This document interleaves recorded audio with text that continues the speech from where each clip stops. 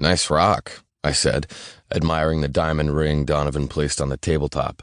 I picked it up and examined the stone in the dimly lit lounge of the Grand Havana Room, the members-only cigar lounge we often frequented when we were together. The diamond was a big one, in a platinum setting with at least 4 carats between the large center jewel and the scattering of smaller diamonds surrounding it. A serious engagement ring. I wouldn't expect anything less from one of the world's most successful young billionaires. I just had no idea Donovan was even dating anyone. Of course, we weren't as close as we used to be, physically anyway. He'd been managing the Tokyo office with Cade since we'd expanded our advertising firm into that market. He rarely made it stateside, and it had been nearly a year since I'd last seen Donovan in person. When he'd shown up tonight unexpectedly asking Nate and I to meet him at the club, we'd guessed he had serious news, but that it was about the business. An engagement ring was a whole new level of serious. No wonder he wanted to do this in person. "Who's the lucky girl?" I asked, trying not to sound bothered that this was the first I was hearing about her. A glance at Nate said it was the first he was hearing about her, too. "You're asking the wrong question," Donovan said, and bit off the end of his cigar. "The question is, who's the lucky guy?" I raised a brow, confused, but not surprised. Donovan was known to speak in riddles. I'd figure out what he was trying to tell me when he was ready to spill. Might as well play along in the meantime. "Okay." I pinched the ring between 2 fingers and lifted it toward the nearest lighting source so I could see the full effect of its sparkle. "Who's the lucky guy?"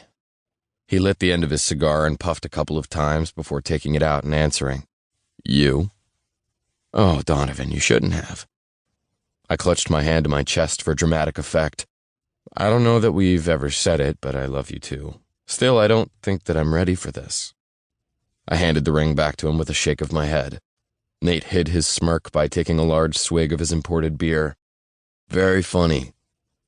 Donovan carefully placed the ring back in its box. "I'm not proposing to you, Weston. I'm proposing for you." "You are you?" I chuckled at his attempt at a joke. Inside my jacket pocket, my phone buzzed with a text. I pulled it out and quickly skimmed the message. "I need to see you." Normally I'd be all up for a booty call, but my night belonged to the guys. I deleted the message without reading who it was from, silenced my phone, and put it back in my pocket. I gave my attention back to Donovan, continuing to play along with his hoax. "Just who exactly are you proposing to for me?" He puffed heavily on his cigar before removing it from his mouth to speak. "Her name is Elizabeth Dyson. She's the sole inheritor of the Dyson Empire. She's 25, classy, though spirited, well-bred, definitely a suitable bride. Your union is going to take our business to the next level. Once you marry her, Reach, Inc. will be the biggest advertising company in Europe." All humor drained from my face. He was serious. Donovan never joked about business. But marriage? You've got to be kidding me. Not even a little bit. I was beginning to regret not looking at the name before I deleted that text. I'd have loved to have a reason to bail right about then. But it was Donovan's first night back in town.